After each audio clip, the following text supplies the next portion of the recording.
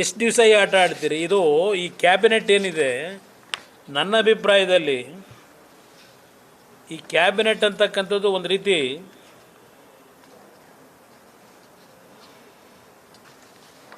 ಹೆಸರು ಕ್ಯಾಬಿನೆಟ್. ಇದು ಕೇಳರು ಯಾರೂ ಇಲ್ಲ.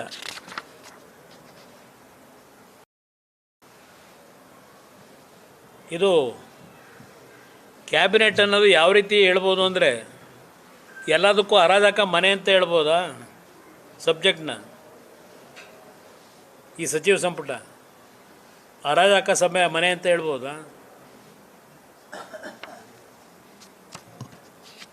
ಇವತ್ತು ನಾನು ಇದನ್ನು ಯಾತಕ್ಕೆ ಇಲ್ಲಿ ಹೇಳ್ತಾ ಇದ್ದೀನಿ ಅಂದರೆ, ನಿಮ್ಮ ಮುಂದೆ ನಾನು ಸುಮ್ಮನೆ ತೋರ್ಗಾಣಿಕೆಗೆ ಹೇಳ್ತಿಲ್ಲ. ಇವತ್ತು ನಮ್ಮ ರಾಜಕಾರಣದಲ್ಲಿ ಇಲ್ಲಿವರೆಗೆ ನನ್ನನ್ನೇನು ಬೆಳೆಸಿರ್ತಕ್ಕಂಥ ಜನ ಇದ್ದಾರೆ, ರೈತರು, ಒಂದು ವರ್ಷದಿಂದ ಅವರು ರಸ್ತೆಯಲ್ಲಿ ಕೂತವ್ರೆ. ಇವತ್ತಿನವ್ರಿಗೆ ಯಾರೂ ಹೋಗಿ ನೋಡಲಿಲ್ಲ. ಬನ್ನಿ ಹೋಗೋಣ ಒಟ್ಟಿಗೆ. ನೀವು ನಿಜವಾದ ರೈತರು ಅಲ್ವೋ ಅಂತಕ್ಕಂಥದ್ದು ಏನು ಹೇಳ್ತೀರಿ? ಅವ್ರು ರೈತರು ಅಲ್ವೋ ಅನ್ನೋದನ್ನ ಪರೀಕ್ಷೆ ಮಾಡೋಣ, ಹೋಗೋಣ ಬನ್ನಿ. ರೈತರ ಎದುರಿಗೆ ಚರ್ಚೆ ಮಾಡೋಣಂತೆ ಕೂತ್ಕೊಂಡು. ಎಷ್ಟು ದಿವಸ ಸುಳ್ಳು ಹೇಳ್ಕೊಂಡು ಬದುಕ್ತೀರಿ? ಸಾಯ್ಬೇಕಾದ್ರೆ ಯಾವುದನ್ನೂ ಒತ್ಕೊಂಡು ಹೋಗಲ್ಲ. ಹೋಗ್ಬೇಕಾದ್ರೆ 6 ಅಡಿ 3 ಅಡಿನೇ ಅಲ್ಟಿಮೇಟ್ಲಿ ನಮಗೆ ಸಿಗೋದು, ಉಳಿಯೋದು. ಏನು ಸಂಪಾದನೆ ಮಾಡಿದ್ರು ಆ ಸಂಪಾದನೆ ಜನಗಳಲ್ಲಿ ಅಯ್ಯೋ ಒಬ್ಬ ಇದ್ನಪ್ಪ ಪುಣ್ಯಾತ್ಮ ಅಂತಕ್ಕಂಥ ಹೆಸರು ಮಾಡ್ಕೊಂಡು ಹೋಗಿ ಏನು ಶಾಶ್ವತ ಇಲ್ಲ. ಇದು ಎಂತೆಂಥರು ಏನೇನೋ ಆಗೋಗೋದು.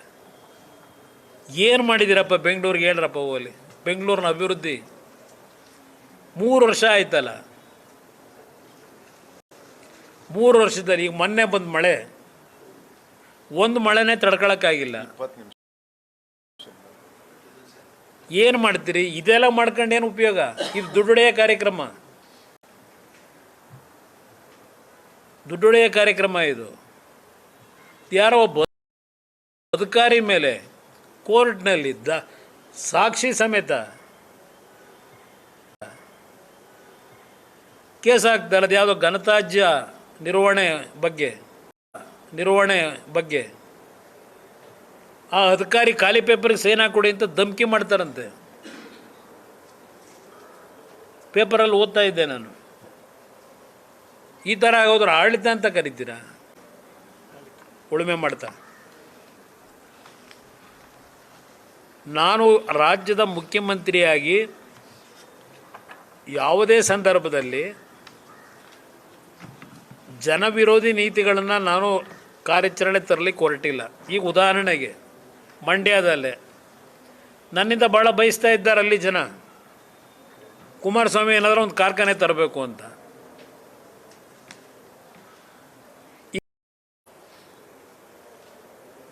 ಪ್ರಧಾನಮಂತ್ರಿಗಳ ಬಗ್ಗೆ ಪಾಪ ಮೊನ್ನೆ ಮುಖ್ಯಮಂತ್ರಿಗಳ ಭಾಷಣ ನೋಡಿದೆ, ಮಾತಾಡಿರೋದು. ನೀವು ಯಾವ ರೀತಿ ನಡೆಸಿದ್ದೀರಿ?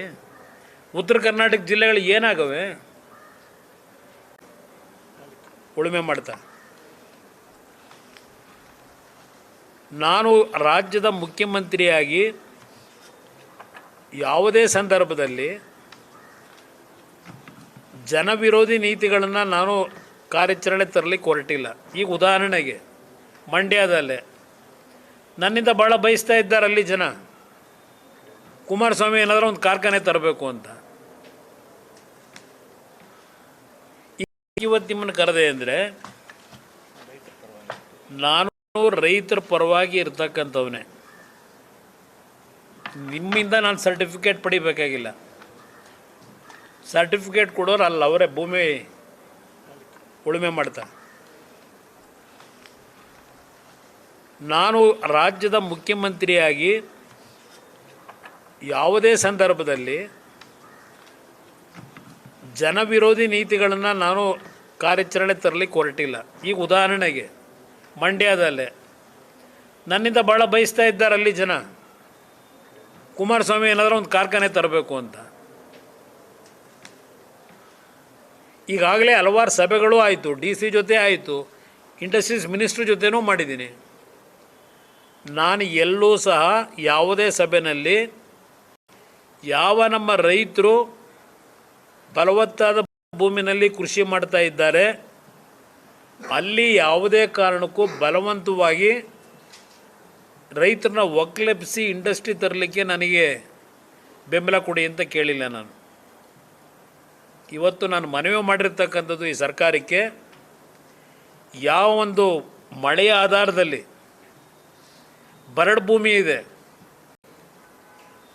ಅಂಥ ಒಂದು ಭೂಮಿಯನ್ನು ಈ ಒಂದು ಕೈಗಾರಿಕೆ ತರಲಿಕ್ಕೆ ಅವಕಾಶ ಕಲ್ಪಿಸ್ಕೊಡಿ ಅಂತ ಕೇಳಿದ್ದೀನಿ.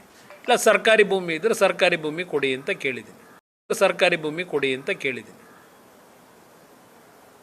ಈಗಾಗಲೇ ಕೇಂದ್ರ ಸರ್ಕಾರದಿಂದ 1,000 ಕೋಟಿ ನನ್ನ ಇಲಾಖೆಯಿಂದಲೇ ಆ ARIನ ಟೆಸ್ಟಿಂಗ್ ಸೆಂಟರ್ನ ಇವತ್ತು ತರಲಿಕ್ಕೆ ತೀರ್ಮಾನಗಳಾಗೋಗಿದೆ. ಫೌಂಡೇಶನ್ ಆಗ್ತಕ್ಕಂಥ ಒಂದು ಲೆವೆಲಿಗೆ ತಂದಿದ್ದೀನಿ, ಅದನ್ನು ಪೂಜೆ ಮಾಡಲಿಕ್ಕೆ. ಇವತ್ತು ಭೂಮಿ ಕೇಳ್ತಾ ಇದ್ದೀನಿ.